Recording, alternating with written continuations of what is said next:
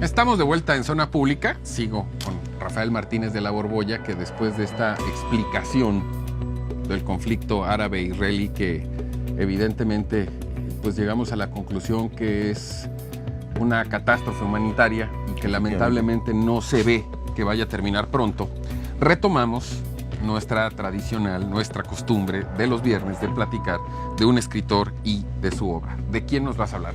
Hoy les vengo a platicar de Kapuściński. Kapuściński es, si en fútbol el Messi es lo máximo, o Pelé, o Maradona, en el periodismo yo creo que es Kapuściński. Y fíjate, Memo, que yo lo conocí de una manera muy sorprendente. Yo lo conocí el día que se murió. Porque yo venía en el coche y de repente empiezo a oír que había fallecido el gran periodista del siglo XX y que sus obras, dije, ¿quién es este señor? Yo tengo que conocerlo, ¿no? Porque realmente, bueno, yo no había leído nada de él. Y descubro su obra y descubro su vida y me sorprendió, me impactó mucho, muy profundamente, tanto que he leído casi todos sus libros. Y él físicamente se parece mucho a Juan Pablo II. Tiene polaco, efectivamente. Él nace en Polonia en 1932, 1933. Y pues le va a tocar la ocupación nazi de Polonia a partir del 1 de septiembre del 39. Muy pequeño. Sí, y él al principio va a quedar en donde estaba su pueblo, del lado que ocuparon los soviéticos. Su papá se va a la resistencia y en 1941 pues los nazis invaden Rusia y obviamente, bueno, atraviesan Polonia y también se ocupan ahí.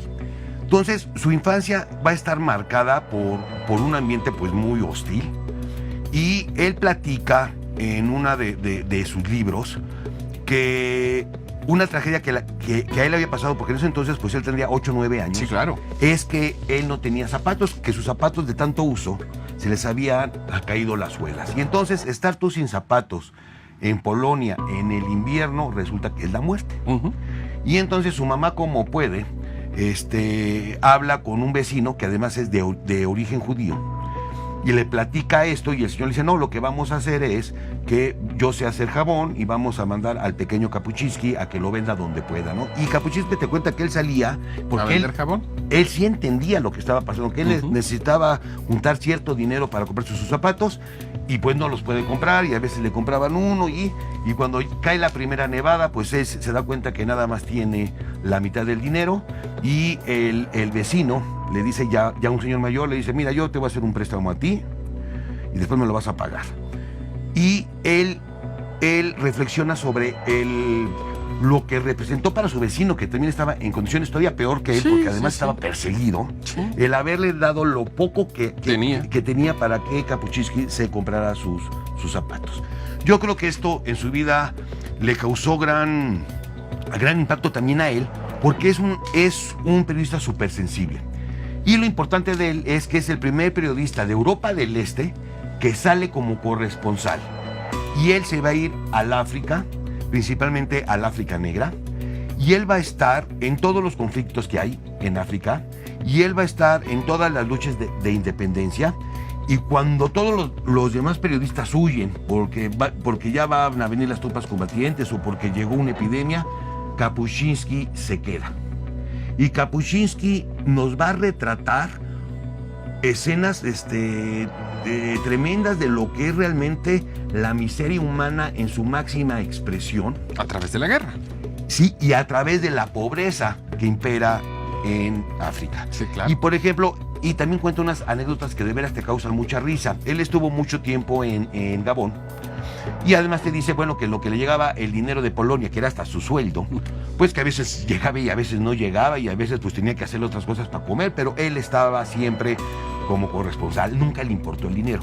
Y tenía su pequeño departamento, y él salía pues a hacer su trabajo, y regresaba, y siempre que regresaba, lo habían asaltado su departamento. Entonces va con el casero y le dice, oiga, me están asaltando, y dice, debe de usted de estar muy agradecido. ¿Cómo? Sí, porque lo van a cuidar usted el vecindario. ¿Cómo? Sí, pues como siempre le están robando, no les conviene que se vaya. Entonces es la forma de pensar de ellos, ¿no? Que dice, entonces usted es muy importante para nosotros. debería de estar contento que le roban. Entonces dice, no, pues le ponía más chapas y le ponía todo y siempre le robaban, siempre salía. Hasta que un día una señora de la limpieza dice, vaya al mercado, porque para que no le roben, y se compra unos cuernos de chivo, no sé, los pone en la puerta de su casa y no le volvieron a robar. ¿Cuál era el significado? Pues que según esto era una brujería de que se entraban a la casa para robarles, ¿no? Entonces, y dice que en ese momento ya ni llave, ya él salía para llave. Él le toca mucho la época del emperador de Etiopía y hace un retrato. Haile Selassie. Efectivamente, y él hace un retrato hablado muy bonito de todos los excesos de ese señor, que por un lado realmente había sido un luchador contra los italianos en la época de la Segunda Guerra Mundial, y cómo cuando regresa, cómo tenía el séquito de personas que sabían que estaba haciendo todo mal, pero nadie le podía decir no lo haga. Hasta que llega el golpe de Estado, porque además lo matan feo, ¿eh? Sí, y cómo él hasta el final se siente víctima de las circunstancias cuando todo el mundo veía que su gobierno francamente no avanzaba y no tenía ya... Que además era una característica muy común en la mayor parte de los países del África negra. ¿Cuáles serían las obras de Kapuscinski que particularmente le recomendarías a nuestro auditorio? Porque al igual que tú, yo tampoco tenía una enorme o mayor referencia de él. Ahora que lo platicas, naturalmente surge el ánimo de saber, de conocer más y de leerlo. Desde tu perspectiva, tú que sí has tenido la oportunidad de hacerlo, ¿cuáles serían las 2 o 3 obras fundamentales que recomendarías? Su obra maestra para mí, que es la que con la que yo lo conocí, porque además es la que cuando se estaba muriendo le estaban haciendo mucha pompa, es Ébano. Y Ébano te lleva él te explica con lujo de detalle cómo es la malaria y qué se siente cuando te enfermas de malaria.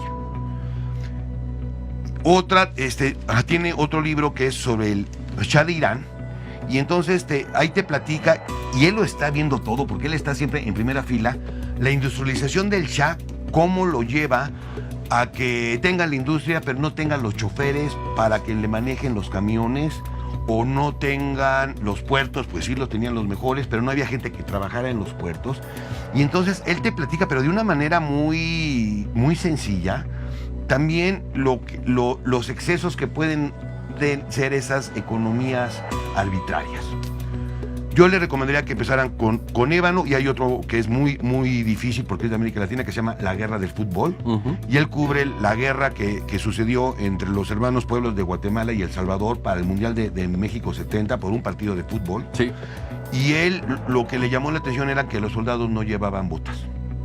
Bueno, digamos que eso es algo que lo venía persiguiendo a él en su historia personal desde el origen. Y tenía fijación porque lo notó luego. Muy bien, Rafa. Extraordinaria, como siempre, tu narrativa.